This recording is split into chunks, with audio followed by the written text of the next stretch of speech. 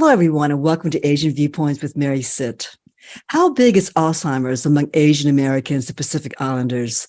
Well, the good news is it's not as prevalent in that group as in other groups. But the flip side is many Asian American families aren't even aware of some of the symptoms and therefore fail to seek professional care. Here to tell us more about this is mission specialist from the Houston chapter of the Alzheimer's Association, Sana Ali. Thank you so much for being with us, Sana. Thank you so much, Mary, for having me.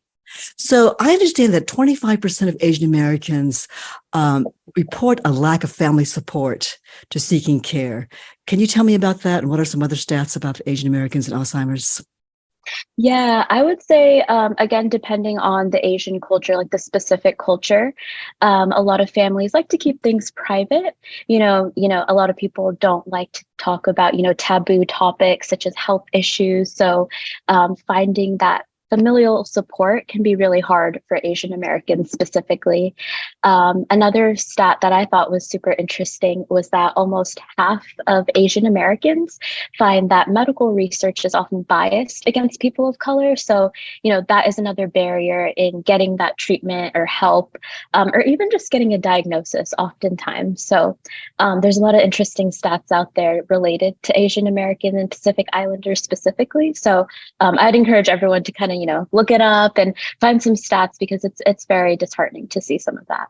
Yes, and I read on your website that 94% of Asian Americans actually trust their healthcare providers, which is pretty high, and yet only a little bit, 54%, a little over half, will actually consent to a clinical trial. Why is it important that Asian Americans do participate in these sort of clinical trials for Alzheimer's drugs?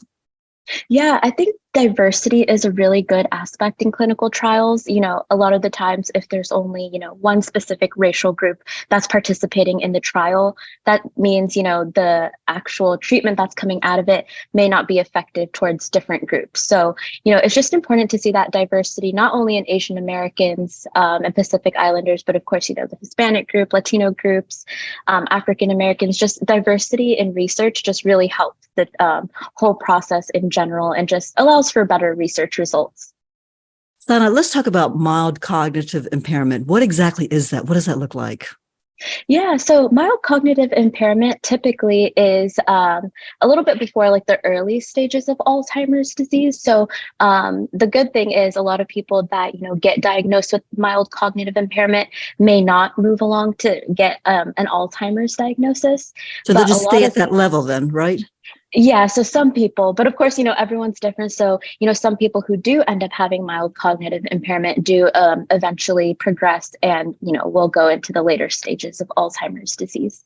So let's talk about, I know that there are 10 early signs of Alzheimer's, and this would be part of that mild cognitive impairment, right? Can you list those 10? I'm testing you now. Yeah. You can read it off your sheet of paper. What are the 10 signs of early Alzheimer's? Yeah, one of the most common signs, and I think this is the one sign that a lot of people, that's when they realize they need to do something, is memory loss that disrupts daily life. So, a lot of the times we might forget our keys, we might forget someone's name, but, when it's really affecting your day-to-day life, that's when it can become a problem. And, a lot of the times people themselves might not notice, but their family members and friends, their social group, they might notice. Another sign is, challenges in planning or solving problems. So, of course, like finances and bills, they could be tricky, especially when prices are going up. So you might not, pay the right amount. But again, when it's something that's constantly happening, that can definitely be a sign. Another thing is difficulty completing familiar tasks. So of course, sometimes with technology, even it's always expanding. So, if your iPhone updates and you're not sure like where your apps are, that's not an issue. But, when it's a constant difficulty in completing, maybe your home phone, you're always used to calling people on it, but, a couple of days later, you're not sure how to use something that you've always been using, that could definitely be an issue. Could it be also like cooking in the kitchen if you're used to making a certain recipe all the time and suddenly you just feel you're lost, you're not sure what to do next, you don't remember? Exactly, like a familiar dish that, you've always made every Sunday, or, whenever people come over, that's Mhm. definitely, that could be a sign. Getting confused with the time and place, especially as the seasons go on. Of course, this is like towards the later stages of dementia, but some people, in the summer, they might be wearing a winter coat and they go outside. Definitely, that is not an typical age related change. Another thing that I think a lot of people don't know is people who are living with Alzheimer's disease, and a common warning sign is trouble understanding some visual images and like spatial relationships. So that could be, difficulty walking with your balance, not being able to see the correct colors, things like that. That was definitely a sign that I wasn't aware of. Mhm.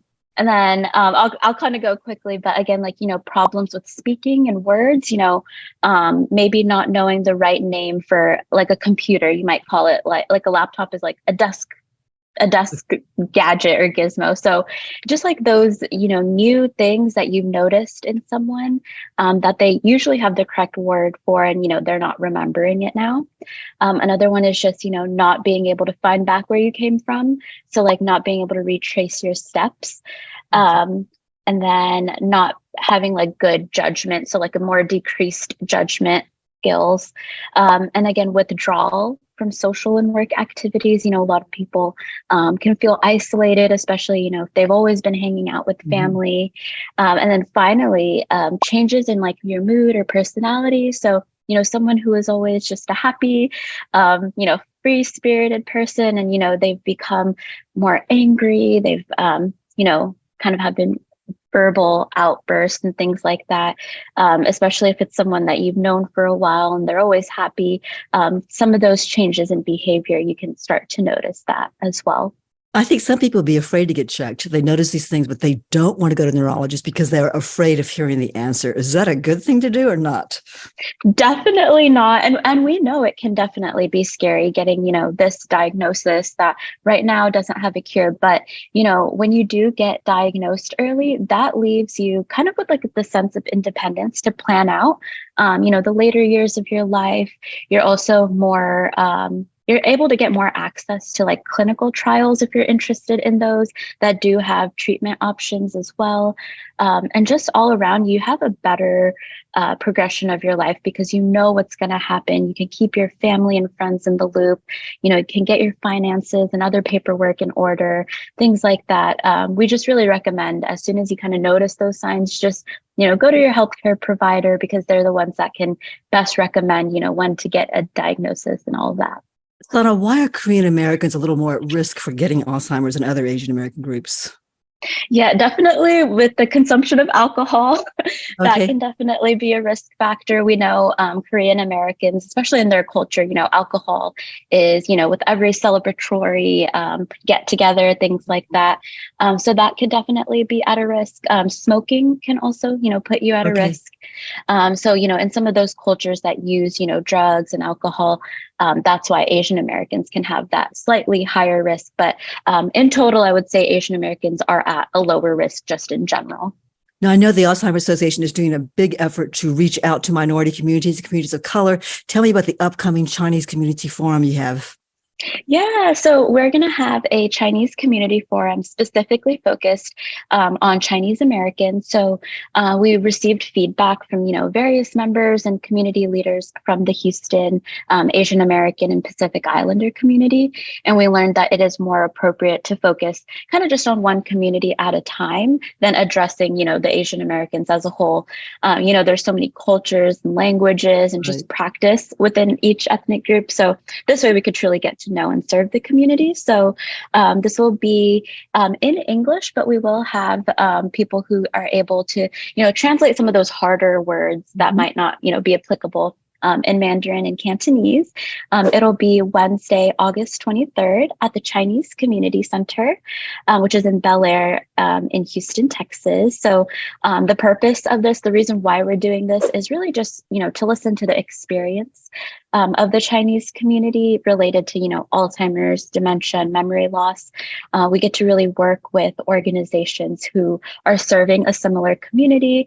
And then this way we can, really identify those needs that, Chinese Americans may need, any gaps in resources and just opportunities, to work alongside the community so that we could serve them better. Well, thank you so much, Sana, for telling us about Alzheimer's and the early signs. Good luck in the forum. Thank you so much, Mary. If you found this interview informative, please click the like button below and be sure to subscribe to this channel. I'll have a new video every Thursday. Thanks for watching. I'll see you again in the next video.